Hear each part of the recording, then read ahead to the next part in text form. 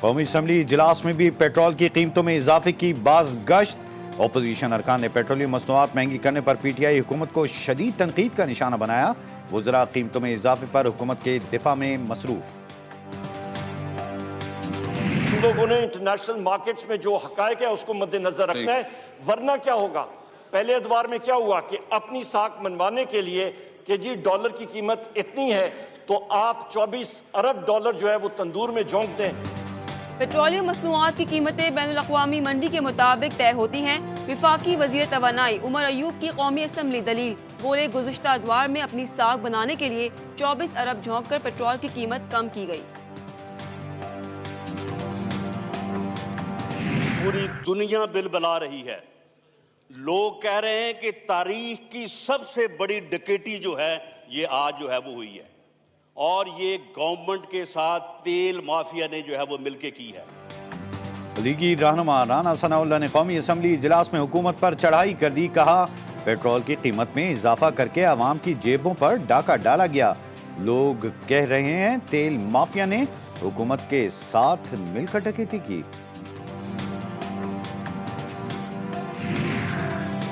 وزیر اعظم کے معاون خصوصی ڈاکٹر شہباز گل کہتے ہیں کہاں عمران خان اور کہاں ٹھگوں کا میلہ۔ رانا ثناء اللہ کو آڑے ہاتھوں لے لیا۔ ٹویٹر پر بولے ایمانداری میں آپ اور آپ کے آقاؤں کا عمران خان سے کیا مقابلہ۔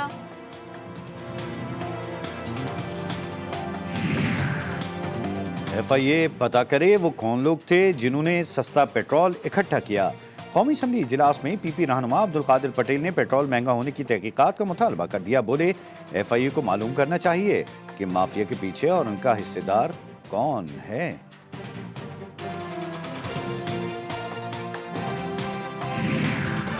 مذہبی رواداری کے لیے احسن کردار، پاکستان کرتارپور راہداری کھولنے کے لیے تیار۔ وزیر خارجہ شاہ محمود قریشی نے تصدیق کر دی۔ کہا پاکستان مہاراجہ رنجیت سنگھ کی برسی پر کرتارپور راہداری کھولنے کی تیاری کر رہا ہے۔ 29 جون کو کرتارپور راہداری کی بحالی کے لیے بھارتی حکومت کو آگاہ کر دیا ہے۔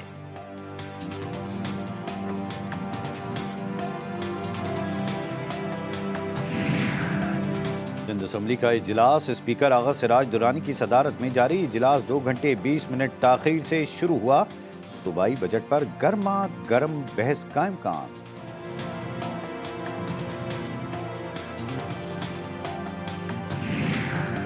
کراچی میں سندھ اسمبلی کے باہر ایم کیو ایم پاکستان کا سائیں سرکار کے خلاف احتجاج۔ سندھ حکومت نے کراچی اور حیدرآباد کو سہولیات سے محروم رکھا۔ شہری علاقوں سے سوتیلی ماں جیسا سلوک کیا جا رہا ہے۔ ایم کیو ایم رہنماؤں کا خطاب۔ سندھ اسمبلی میں اپوزیشن جماعتوں کی مشترکہ پریس کانفرنس میں رہنماؤں نے صوبائی حکومت کو آڑے ہاتھوں لے لیا۔ فردوس شمیم نقوی بولے کراچی کے شہریوں کو اس بار بھی بجٹ میں صرف بے وقوف بنایا گیا۔ کراچی کے لیے جو کہا گیا وہ سب جھوٹ ہے۔ پیٹرول کے بعد ایل پی جی بھی مہنگی ہو گئی۔ ایل پی جی کی قیمت میں فی کلو 5 روپے اضافہ۔ گھریلو سلنڈرز کی قیمت 50 روپے اور کمرشل سلنڈر کی قیمت 200 روپے بڑھ گئی۔ ایل پی جی کی قیمتوں میں ہفتے میں دوسری بار اضافہ کیا گیا۔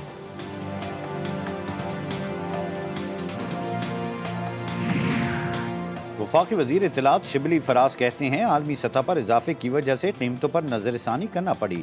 خطے کے دیگر ممالک کی نسبت پاکستان میں اضافہ کم ہوا۔ عوام کی فلاح پہلی ترجیح ہے، ریلیف دینے کی کوشش کرتے رہیں گے۔ ٹویٹر پر پیغام۔ پیٹرول ہے حکومت کے پاس، لیکن پھر بھی انسان ابھی دیکھیں اب مزدور بندہ کہاں سے پیٹرول ڈلوائے گا۔ اس مہنگائی میں نہ کام ہے، پھر بھی اس کے باوجود بھی عوام پہ یہ پیٹرول کا بم اتنا مہنگا، ڈیزل پیٹرول ہر چیز مہنگی ہو رہی ہے۔ حکومت کوئی بھی آ جائے لیکن سب نے اپنا اپنے طریقے سے چلنا ہے۔ عوام کا کسی کو سوچ نہیں ہے، کسی کو فکر نہیں ہے، کسی کو پرواہ نہیں ہے۔ عوام پیٹرولیم مصنوعات کی قیمتوں میں اضافے پر بلبلا اٹھے۔ کہتے ہیں وفاقی حکومت نے پیٹرول مافیا کے سامنے گھٹنے ٹیک دیے۔ مہنگائی نے پہلے ہی جینا حرام کر رکھا ہے، اب ہر چیز اور مہنگی ہو جائے گی۔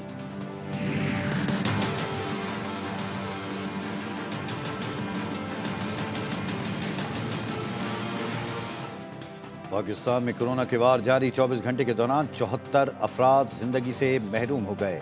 مزید 3138 مریض رپورٹ۔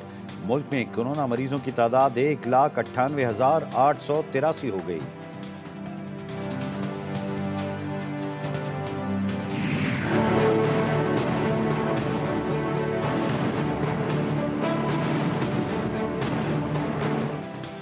ملک بھر میں اسمارٹ لاک ڈاؤن کے تحت تمام کاروباری مراکز بند۔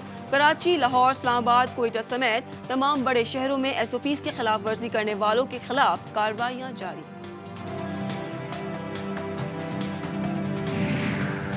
پاکستانی پائلٹس کے جعلی لائسنسز کا پینڈورا باکس کھلنے پر دیگر ممالک بھی سرگرم۔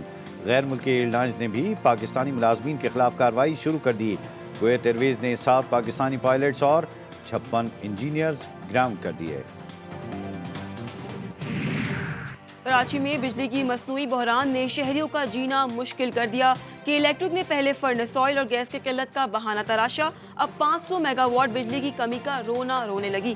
مستثنی علاقوں میں بھی دن رات طویل لوڈ شیڈنگ۔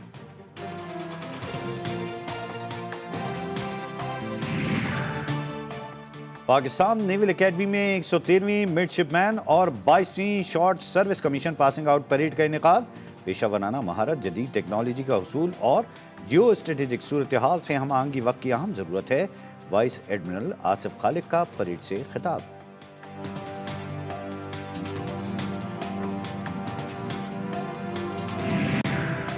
جماعت اسلامی پاکستان کے سابق امیر سید منور حسن کی نماز جنازہ ناظم آباد کراچی کے عیدگاہ گراؤنڈ میں ادا کر دی گئی۔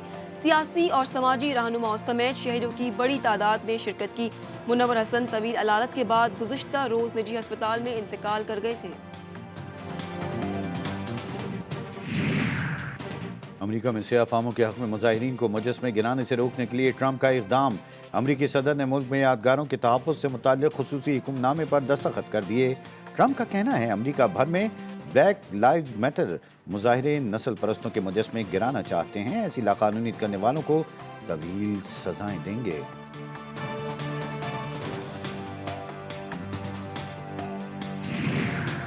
بھارت میں کانگریس پارٹی کی صدر سونیا گاندھی لداخ کے معاملے میں مودی حکومت پر برس پڑی۔ ویڈیو پیغام میں کہا کہ حکومت بتائے کہ وہ چینی فوجیوں کو انڈین خطے سے کب اور کیسے نکال باہر کرے گی۔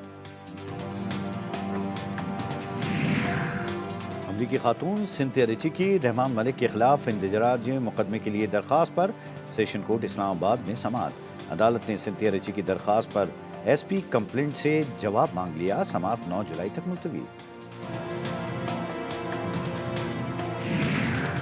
سوات، منگورہ اور گردنواں میں زلزلے کے جھٹکے۔ زلزلے کی شدت 4.5 ریکارڈ کی گئی۔ زلزلہ پیما مرکز کے مطابق زلزلے کی گہرائی 190 کلومیٹر اور مرکز ہندوکش کا پہاڑی علاقہ تھا۔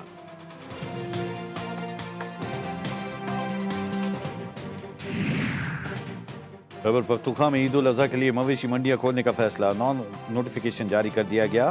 صوبائی حکومت کی مویشی منڈیوں میں ایس او پیز پر عمل کرنے کی ہدایت۔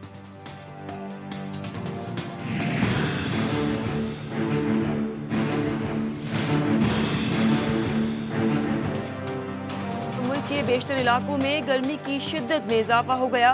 محکمہ موسمیات کی بالائے خیبر پختونخوا، گلگت بلتستان، کشمیر اور اس کے ملحقہ پہاڑی علاقوں میں چند مقامات پر آندھی اور گرج چمک کے ساتھ بارش کی پیش گوئی۔